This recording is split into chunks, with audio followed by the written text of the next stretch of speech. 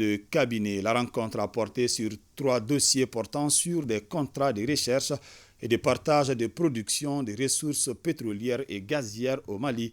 Ces dossiers initiés par les autorités de la transition visent à relancer la recherche dans ces secteurs. Pour plus de précisions, écoutons Lamine Seydou Traoré, ministre des Mines, de l'Énergie et de l'Eau. Il est au micro de Nouhoum Sissoko.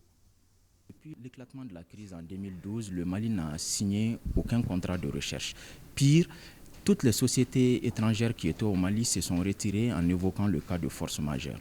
Et en 2015, il y a eu une réforme de la loi pétrolière, mais cette réforme n'a pas suffi à attirer les investisseurs. Dans vraiment la perspective de relancer la recherche pétrolière au Mali, que le gouvernement de transition, à la suite de la rectification, a procédé à la relecture de la loi pétrolière et adapter les décrets d'application de la loi et le contrat type de partage. Tous ces 2 décrets ont été adoptés en juin 2022. À la faveur justement de cette réforme de la loi, nous pouvons dire qu'aujourd'hui, cette réforme commence à porter ses fruits parce que nous avons eu déjà 3 manifestations d'intérêt de 3 sociétés toutes maliennes, et ça c'est un bonheur. Ça veut dire que les retombées, lorsqu'on va découvrir, seront essentiellement maliennes. Il s'agissait pour nous aujourd'hui dans ce conseil des cabinets d'examiner et de faire en sorte que le contrat type de partage qui va être signé avec ces sociétés-là puisse permettre vraiment d'avoir, en cas de découverte de pétrole ou de gaz naturel ou d'hydrogène au Mali, que lorsqu'on va commencer l'exploitation, que le peuple malien et l'État du Mali puissent avoir les meilleures retombées possibles.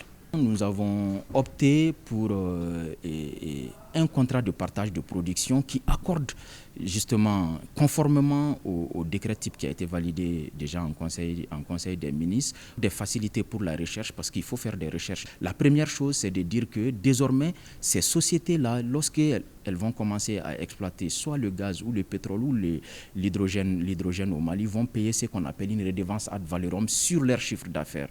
Le plafond exigé par la loi, c'est de 15%. Nous sommes parvenus à faire accepter à tous ces investisseurs que ce soit le montant, le taux plafond qui soit appliqué.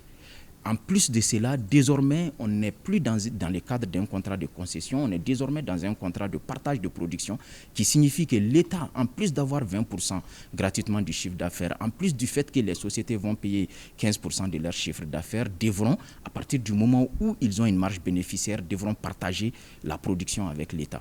Et le taux de partage va de 20% pour l'État jusqu'à 40%.